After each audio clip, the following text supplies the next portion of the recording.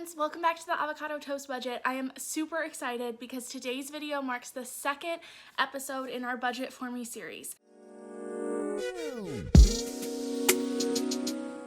So I am going to go through and break down someone's own personal financial situation and show you exactly how I would budget for them from start to finish. This takes into account their family, their goals, where they're at right now, how much debt they have, how much income that they're working on, and what is most important to them. Today we're working with a budget that has a high expense to income ratio. So this is someone who constantly finds themselves living paycheck to paycheck because their expenses are really high, but their income doesn't really match that. So they don't really have a lot of wiggle room to work with in their budget, which I think a lot of us can relate to. And a lot of you guys have been asking me questions about what to do when you just don't feel like there's enough to fund everything. So today we're gonna talk about that. We're gonna break it down. I'm gonna give you some of my tips and tricks, and hopefully you'll be able to learn something that you can apply to your own budget. Before we get started, don't forget, if you like this video or if you wanna learn more about budgeting, investing, and breaking that paycheck to paycheck cycle, make sure to hit that subscribe button down below. And if you enjoy this video, also please give this a big thumbs up. It really helps out the YouTube algorithm and boosts this video to the top so that more people can learn from this. So if you want to see me break down someone else's budget from start to finish, go ahead and keep watching. Let's get started. Okay, so for today's Budget For Me submission, we have Shae. She was so sweet. So Shae, if you're watching, thank you so much for all of the information that you provided for me. I am really excited to break this down.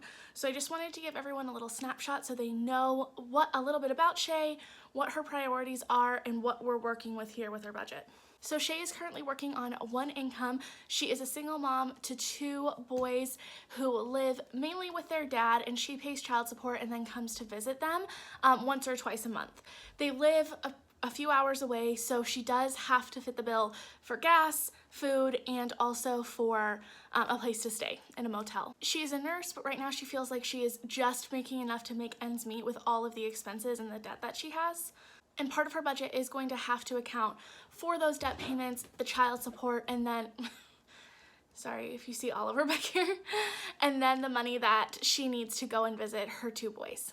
The next thing that she wants to work on are some of those short and long-term savings goals. And then in 20 years, she said that she would like to possibly be retired, but she feels like right now, where she is financially, that's really a long shot. So for Shae's financial journey, she did mention that she really isn't much of a spender when it comes to spending money on herself. She has a MeUndies subscription, which we'll talk about a little bit later. She does sometimes make some impulse online purchases, but then otherwise really she just mainly shops at thrift stores. She thinks she has about $1,000 in a Roth IRA that is kind of done through her work, but she's not 100% sure about the exact balance on that, and she's not really conscious about how much money is getting put in there. She also mentioned that right now she doesn't really have an emergency fund, so she really is living truly paycheck to paycheck. So when it comes to her financial priorities, this is what she wants to work on. First is debt payoff, then saving, investing, spending, and then she didn't put anything for emergency fund or sinking funds, but while we were talking about it, it seemed to kind of have importance to her, but I know that some people had a hard time clicking all of those buttons. So I just went ahead and put emergency fund and sinking funds down here below, but we'll talk a little bit more about that once we get into our budget. So let's take a look at Shae's financial situation right now. Here is the snapshot of her budget. Currently, she has 5 different debts that she is paying on. She has her Capital One, a Cabela credit card, Kohl's card, student loans, and a car loan. Here are the totals for those, the monthly payments, and the interest rate. When it comes to her income, her net income, which means after taxes and everything else that is taken out, is about $3,400 a month, but she does get paid bi-weekly, so that's about $1,700 for each paycheck. So moving on to her fixed expenses. These are all of her fixed expenses that she knows of that she has right now. These are expenses that are going to be around the same every single month. So these include things like rent, child support, her internet bill, Netflix, Amazon Prime, MeUndies, car loan, iPhone, and then her credit card. Her variable expenses are pretty limited, so she's looking at a little bit for groceries, some gas money so she can go to and from to see her boys, and then I was estimating her fund money at around $150 and then an extra $300 a month for the boys. So now that we have a snapshot of her debt, let's go ahead and get started into how I would build a budget for her. So in order to set up this budget, the first thing that we're gonna do is go to YNABBudget.com and log in. This is my budget, so since we're making Shae's budget, we're gonna go ahead and click this new budget button, and we will name it Shae's budget. Keep everything else the same.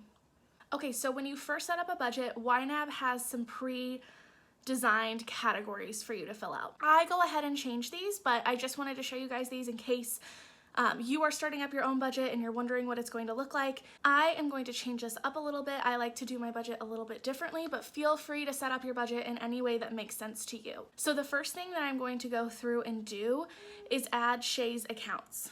Since I am not Shae, all of these are going to be an unlinked account, but if you do have bank accounts that you want to link up, you can go ahead and click this button instead.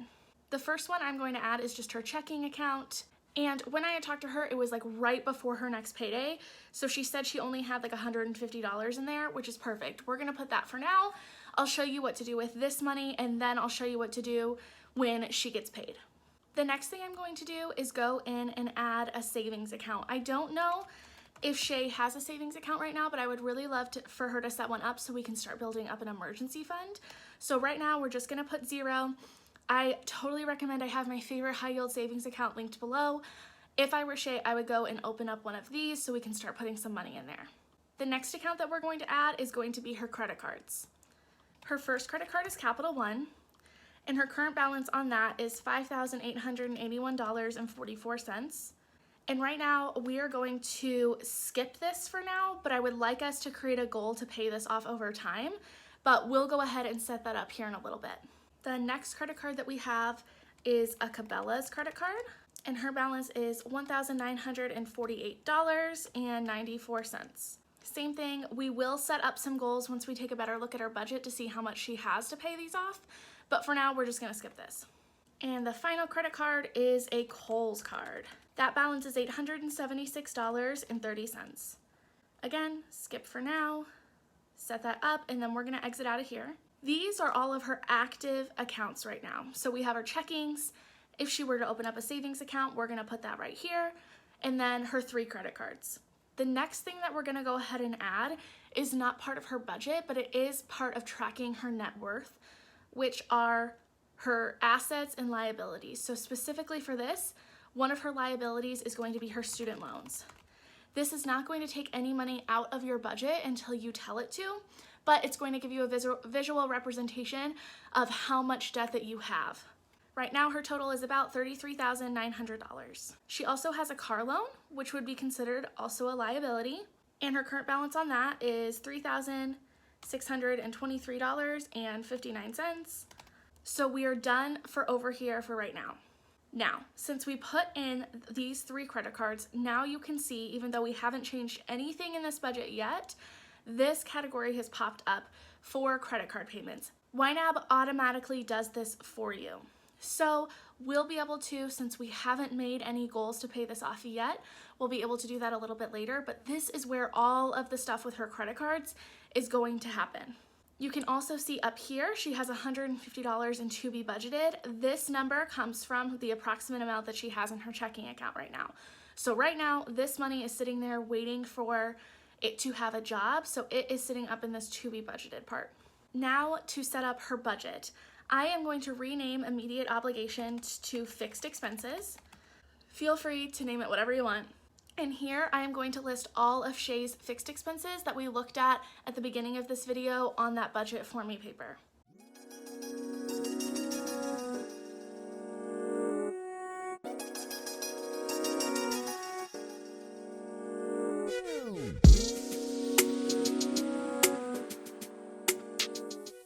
Okay, so these are a list of all of Shae's fixed expenses. So now that I have just listed these here, I am going to go ahead and make goals for these based on how much they are a month. I'm going to go down the list of all of her fixed expenses and put these goals in.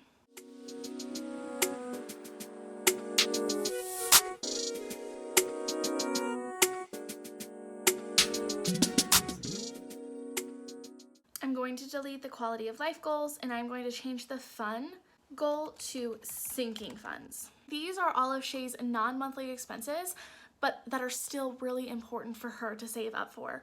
The first one that I want to put in that I think is most important is for Shae to set up an emergency fund. She doesn't really have any buffer, so if any unexpected expense were to come up at any point in her budget, chances are she'd probably have to go ahead and put it back on a card. So we want to help her get out of that paycheck to paycheck cycle and help give her a little bit of a buffer before she goes back into debt. So we are going to put this emergency fund here, and we'll decide later how much we want to put into it. The next one is going to be a sinking fund for the boys. She said that sometimes she wants to tack on like an extra $100, $150 to buy them clothes or for an extra special treat for them. So instead of trying to put that into our monthly budget, since it might not happen all of the time, we're just going to go ahead and put this into sinking funds.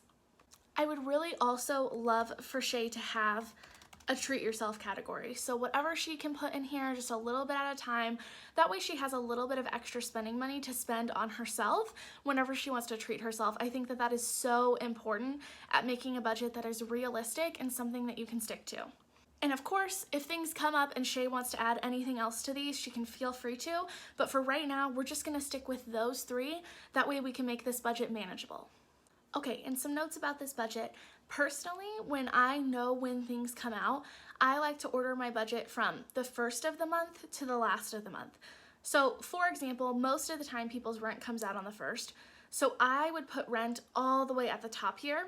That way, whenever I get paid, I know these things at the top are the things that really are probably coming up and they need to get paid first. And because they need to get paid first, that means that we need to fund them in our budget first. I don't know the rest of her due dates, so I'm gonna leave everything as is, but I wanted to show you guys that that is an option that you can click and drag things to move them around. Another nice thing that I like to do in my own personal budget is to change the name to have the first or whatever date it is due here. That way it's just a good visual reminder for you. So if I see that it's the 25th and I know I have rent on the 1st, I wanna make sure that coming up here pretty soon, I have that budget completely filled up and budgeted for. Okay, so with YNAB, you give every single dollar a job. So right now that we have all of these budget categories set up, let's say she's gonna get paid tomorrow, but for today she is setting up her budget and she has $150 to work with. We still wanna figure out what does that money need to do with her in the meantime. So let's say she gets paid tomorrow, but she's completely out of gas and she's out of groceries.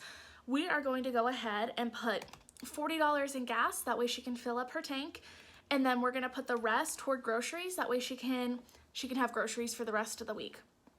Once we do that, I have an extension installed in YNAB, so it changes from yellow to green to let me know that I have budgeted every single dollar that you have in your budget. So what are we gonna do next? Now let's pretend it's the next day, it is payday for Shae, and she gets paid that $1,700. So in order for our budget to reflect that, we have to go in and put that paycheck into the budget. So I clicked over here on checking. Let's just say that this is the account that it's going to go into. We are going to add a transaction. The payee is going to be nursing paycheck. The category for any incoming money, I always put it into to be budgeted.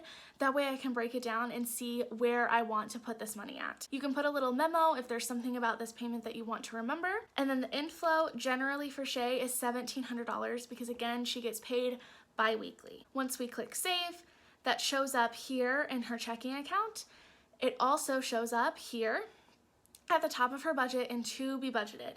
So now this is where we can start going through and giving this money a job. What does this need to do for Shae within the next 2 weeks before she gets paid again? So again, I don't know when everything comes out in her budget. So for the sake of this video, I am going to pretend that this first half of her fixed expenses comes out of the first of the half of the month, and then this last half comes out the second half of the month. So let's say it's the first of the month and we are budgeting for all of her fixed expenses. I would go through and highlight all of those things that I know need to get paid now. So let's say it's rent and all of these payments. Here, once we click underfunded, we can see it took out $1,253.35. That it comes from our goals, which is how much each of these are going to cost.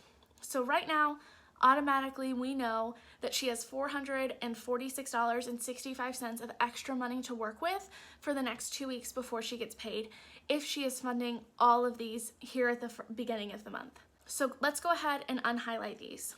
Once we're coming down to variable expenses, my guess is that Shae is probably going to need another at least $150 to pay for groceries. And let's say she's going to visit her kids this weekend, so she's gonna need all of that gas money. If we go and click that underfunded button like I just did, it is going to show up this green check right here and show us that we are fully funded for gas for the entire month. Since she's going to see the boys, let's put $100 in for the boys and $50 towards fun. That gives us $36.65 to work with for this paycheck. Now, since we are trying to get Shae as far ahead in her budget as possible, I am going to go ahead and see how many more of these fixed expenses that we can fund, even though these are coming out after the next paycheck. The goal in YNAB is to try to stretch your dollar as long as possible. So I'm gonna start funding some of these. So if I click on MeUndies and I see it's underfunded $15, I know that we can cover that. Car insurance is $70. We don't have enough to cover that. So I'm gonna just kind of click through here and see if there is anything that we can fund. We can fund Amazon, Pandora, and that leaves us with $3.65 left. My guess is that's not going to cover any of these extra ones, so this is where we can start slowly to build up her sinking funds. We have this $3.65 here. I think her first goal should be to fund an emergency fund. So every little bit counts. We're gonna put that $3.65 into her emergency fund. Now I wanna be able to show you guys what Shae's money is going to be able to do for her. So I am going to pretend that 2 weeks have passed, she stayed inside of her budget, and she got paid again. That is going to be another $1,700, which is going to show up here in her to be budgeted. Now again, even though it is the 25th of the month, we are pretending that this is the first of the month in October, just for purposes of this budget. Okay, so if we go through and highlight all of Shae's categories, this is going to tell us how much she needs to fund everything else that we haven't funded for the month based on these fixed expenses and the goals that we set up and the variable expenses and the goals we set up. So coming over here, you can see she needs around $1,400. So again, pretending that this was the first of the month when we first budgeted for this, now it's halfway through the month. We know we need to fund the rest of these things in our budget. So we're gonna go ahead and click this underfunded button, which is going to turn everything to green, and it's going to show us that at the end of the month, if she is able to stick inside of this budget, she's gonna have around $299 left. This is really good news because this shows us that right now where she is at with her expenses, she can be in the green, which means that she has a little bit of wiggle room to decide what she wants this money to do for her. Okay, we see that now she has this $299 in here. One of her biggest goals is to pay off debt. So with that said, we are going to go through and start making some goals for her credit card payments, which means instead of keeping this money here, I'm actually going to go ahead and transfer these goals into her credit card payments, and I'll show you how we do that.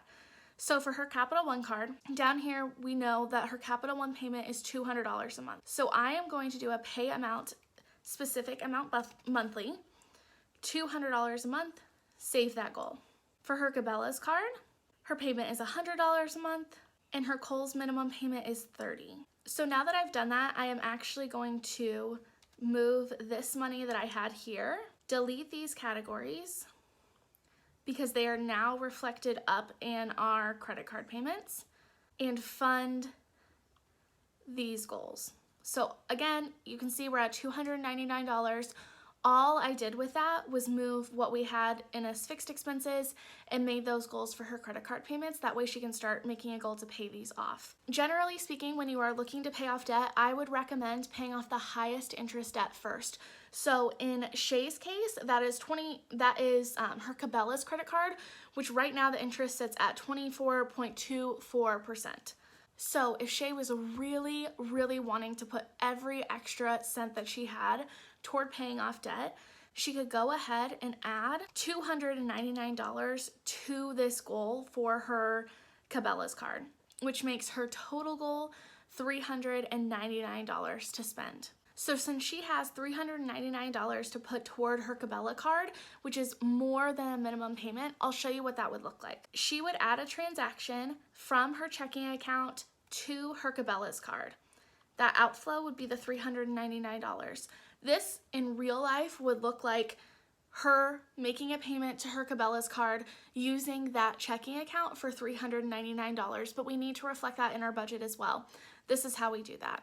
Once we click save, we can come over to her budget and see at the top here that $399 has been taken out and she has no extra money in here to put toward that card. This is how payments are reflected in YNAB.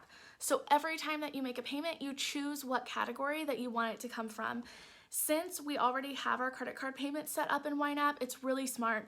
So it knows when we are taking money from a checking account and putting it toward a credit card, that that is a credit card payment, and it takes that money from here out of our budget from that budget category. Now, if she was simply paying rent, she would put in the payee would be rent or whoever she is paying.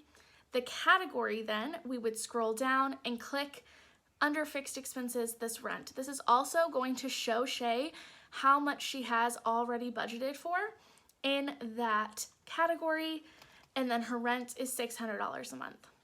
Once we click save, that is reflected both in her checking account and also over here in her budget. So again, you can see this is no longer green, but it does have a check mark because it shows us that she had enough money to pay off rent and she was able to do that. Now, what happens if something happens and she needs to overspend on a category? So let's say she went ahead and went to see her boys and the motel cost more than she thought it would. She would put in the pay for the motel. The category would be either under fun or to go see the boys. And let's say all in all, for some reason, she needed to spend more than that $300 that she had available, and she actually had to spend $400. It's still going to allow you to do that. It's going to take that $400 out of your checking account. She is not going to overdraft because she still does have this money in her account. What happened though is that she went over in her budget. So you can see here, YNAB alerts you of that by making this red. This shows you that you have overspent in a category. It even gives you this little thing here that says a green category is a happy category. Make this category happy by adding funds from other categories. When we click on this, it's going to give this option to cover this overspending with. This is where you can really use YNAB to what they call roll with the punches. Life happens. Sometimes you're going to overspend on a category. What is important is that you even that out to make sure that your budget is really reflective of how much that you have to spend. So let's say, yep, she spent a little bit more going to see the boys. So what's going to happen is something else in this variable expenses is going to have to give. So let's say for the rest of this month, she just doesn't have as much fun money to spend. So she is going to fund and cover the overspending with money from her fun category.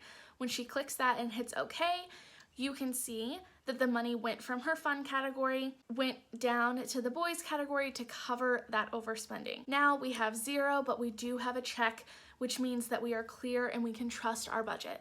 So from here on out until Shae gets paid again, she is going to track every single expense that comes out of either her credit card or her checking account and put it into her budget. If it's a payment toward a medical bill, she'll put the category as the medical bill. If she went and spent $150 on groceries at the grocery store, that would be reflected by putting the payee as the specific grocery store, scrolling down to her variable expenses and groceries, and showing that she spent $150 from her checking account.